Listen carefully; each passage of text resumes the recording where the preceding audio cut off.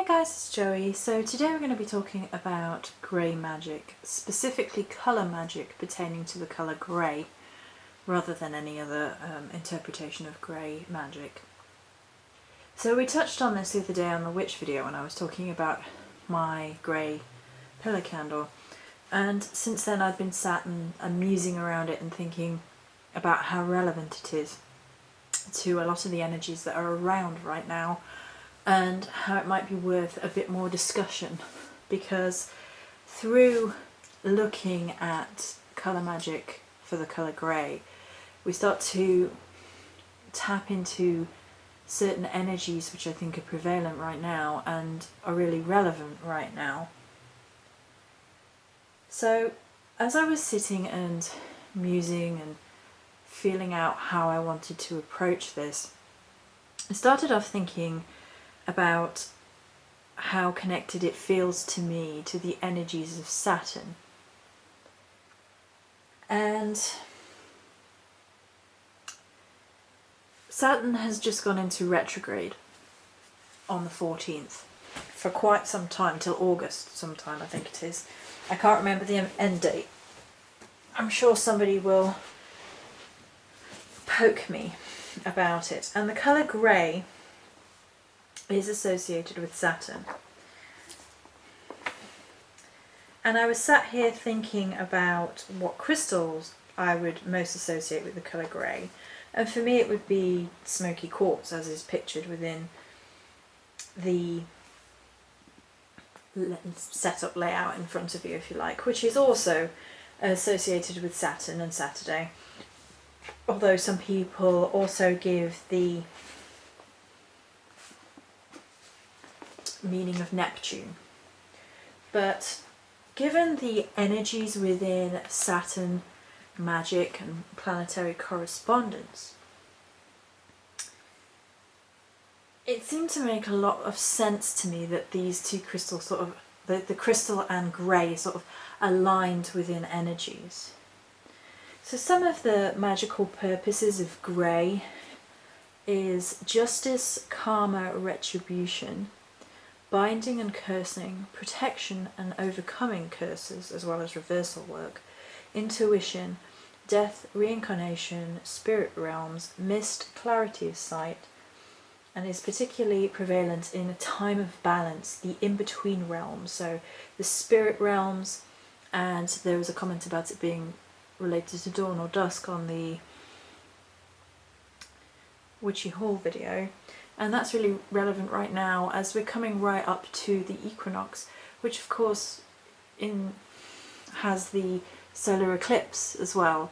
So there's this energy of balance and in-between spaces and shifting and portals to the other worlds and spirit realm and spirit communication. The in-between spaces.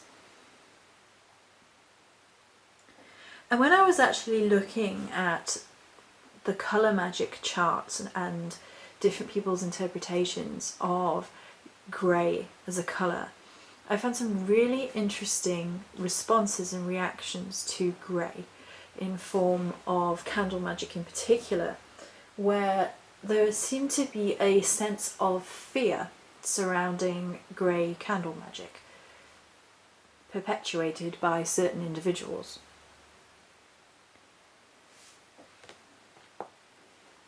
There was this notion that one could induce somebody's death using a grey candle, and you should avoid grey candles at all costs in case you ended up killing yourself with them, like draining your energy with them.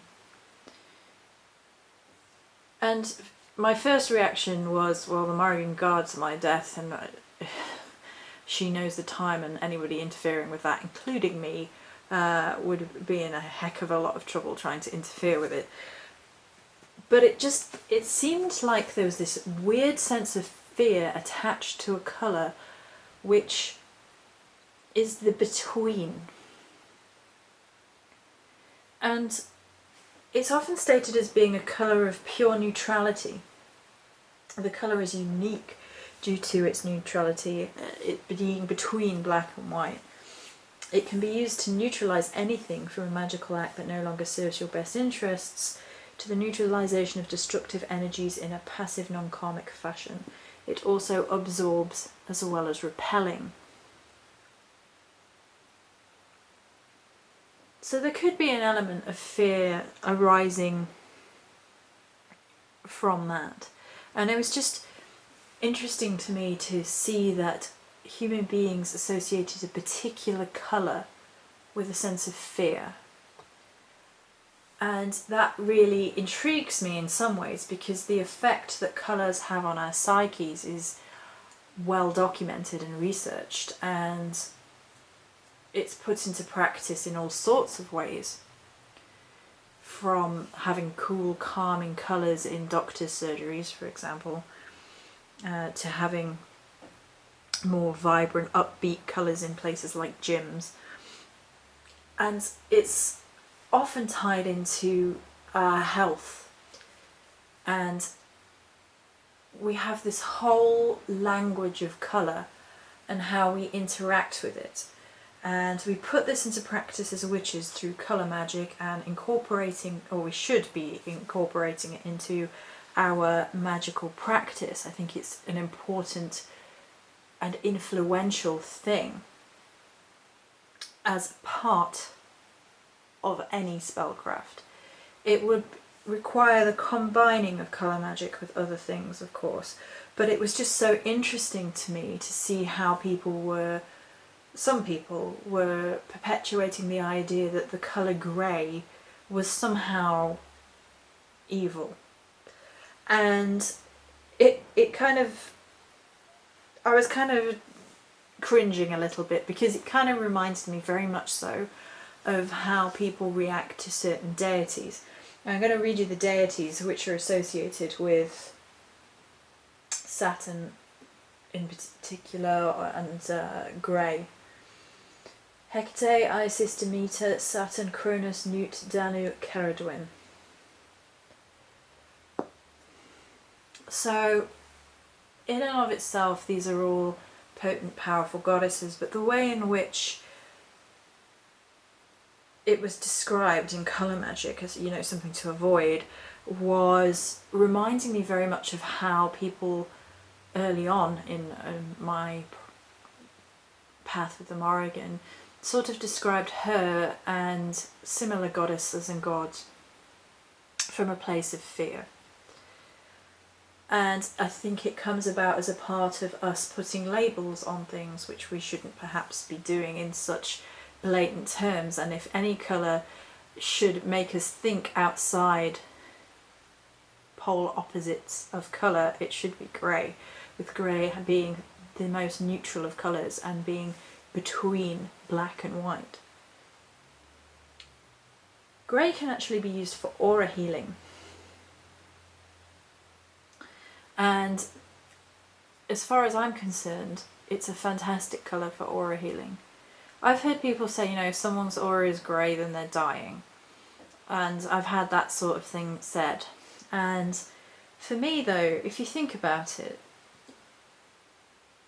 if you have punctured your aura through mega stress and terrifying life events and things that have left you drained, and you've had problems and you just can't seem to keep energy in and things of that nature, then the processes that churn up those negative or depressed or unfortunate emotions make the world seem a little greyer. And therefore we need to, as witches and people of spiritual inclination, or however you want to label yourself, if you're working with energy and aura work, we need to transform how we consider grey. Because the truth of it is that the colour by itself isn't positive or negative, it is the attributes which we place into it. And largely how we interact with a colour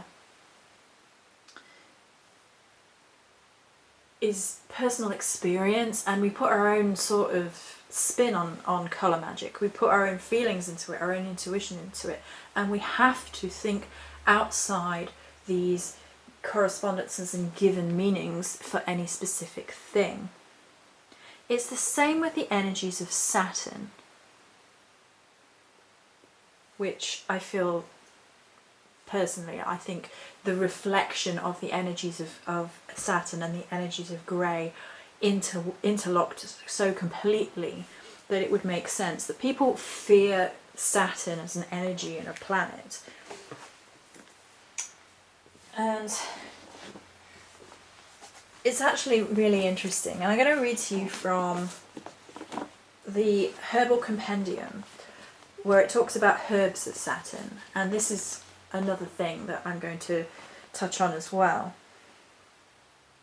Saturn is regarded by many people as representative of undesirable energy and unpleasant experiences.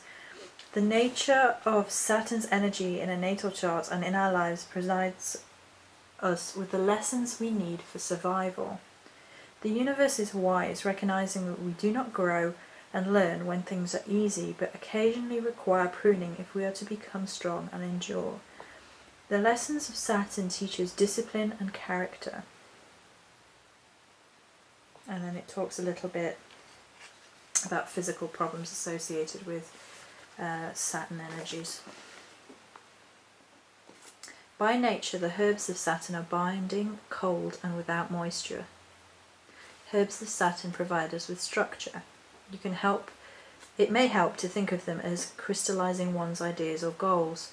They can also be restrictive and provide a clear focus. They keep us grounded, prevented us from getting lost and wandering in the clouds. Some maintain that Saturnian herbs are masculine.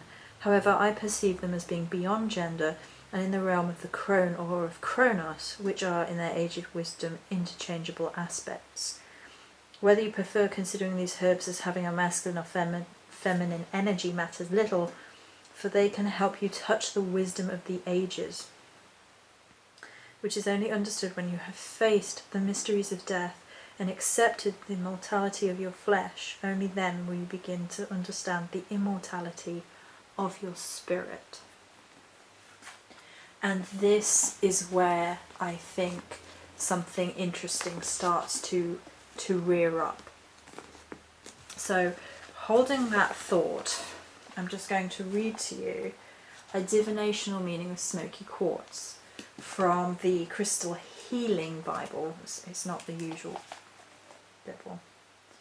Smoky quartz represents a stage of development where there is stillness.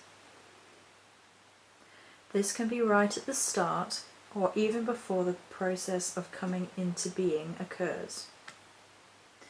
This stone is like the rich soil in which many things are able to grow when the time is right. It counsels patience and a cautious level of activity, so not to disturb the seeds of potential. And here is where I think the pivotal thing about grey energy, tying in with Saturn energy and the corresponding herbs and crystals that go along with it, come into play. Some of the corresponding herbs for Saturn include belladonna, beech, burdock, mandrake, hemlock, cypress, orris root, rue, skullcap, yew, witch hazel, mullein, patchouli, ivy, and Irish moss. A great deal of the herbs are poisonous or toxic herbs, which require a huge amount of respect when working with them. Hemlock, belladonna, aconite, because you'll kill yourself if you don't treat these things with the proper respect, or you'll at least harm yourself, if not someone else. And I think that's what it is. This energy that I have been so intrigued by is something very similar to where I have been with my own spiritual path, which is currently engaging with crone energies. And it's the silent stillness before birth. And it's the space between life and death and rebirth. It's the void. Grey to me is something about the void, and the Saturn energies talk about the void, and we've just gone into retrograde, which means counselling this stillness, this don't go overdrive with your energies, don't go nuts, because this is if you're into the astrological energies, It's a time where you're supposed to be counselled not to be racing forward, but to take your time and be careful of acts, cacks. Beware of cacking up. Beware of acts of injustice and things of that nature because of the retrograde. For me, I'm not hugely into the astrology, but I am aware of the energy shifts. I can feel the energies around me, and I take on board this information and see how I feel with regards to what's going on in my life and the energies that I feel and incorporate right now. And I've been working with crone energies very, very much so recently, and I'm going to make a video about it probably tomorrow or the day after now. But I think it really is this human fear of not only death and the veil and what lies beyond, but this human fear of stillness and the quiet and the silent part of life. For me, grey really does tie into veils, other worlds, shrouds, mists, and the in-between places between different realms, particularly spirit realms. Some people see it as the realm of the fae, some people see it as the realm of the gods. It's all individualised in that sense, I guess. But it is this in-between sense, this not quite there yet sense. And for me, it seems a little bit mad because life is in between. Life is a constant state of in-betweens as far as I'm concerned. You're always starting and ending something. There's always an in-between because life is a journey. And, you know, this to me is what Lessons of the Grey really is. It's about the journeying and the balancing of all things. I refuse to believe that any colour is more negative than any other colour. It just seems like this human desire to put things in simple and easy to tick boxes, and it feels lazy to me. There's a huge energy of freezing and halting action with regards to grey magic in terms of colour magic, and for me it's more about finding your way through the mist, muddling of your mind and seeking answers through divination for clarity of sight. And then the fact that it can be used for a multitude of different energies. You can use it to hurt somebody or absorb the hurt somebody is sending you. And really it's about personal responsibility and how you choose to interact with colours. The gods and the goddesses associated with the colour grey and Saturn as a sort of intermingling of energies are all strong goddesses and gods, and they are gods and goddesses that require paramount respect. That is sort of the key word when working through these energies, because the herbs and the crystals and the colour and the gods and goddesses all have that sort of primal judgment energy, that karmic cycles of judgment and retribution.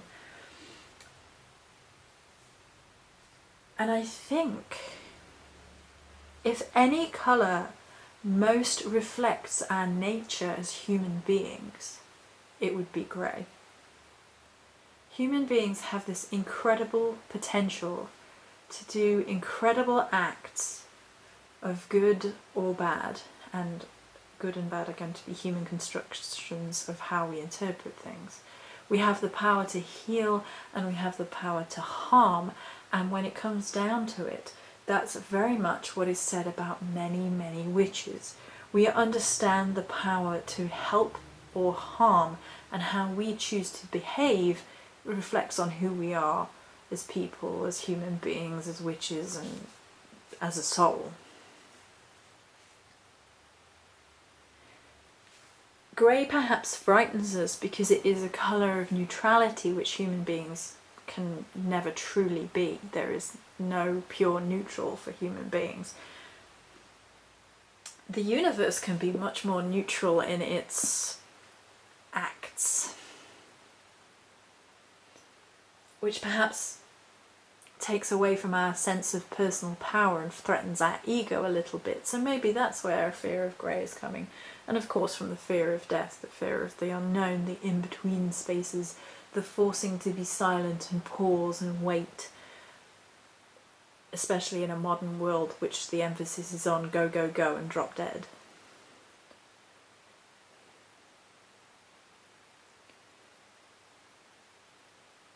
So lastly, just to round it up, this is, you know, I felt like having a nitter natter chitter chatter about this. I just thought it was an interesting thing. The two chakras associated with grey are the root chakra and the crown chakra. The base and the crown. What grounds us to earth and what connects us to the realms of spirit. And I think that sums up beautifully how I feel about grey magic energy. So that's going to be it for this video. Many blessings.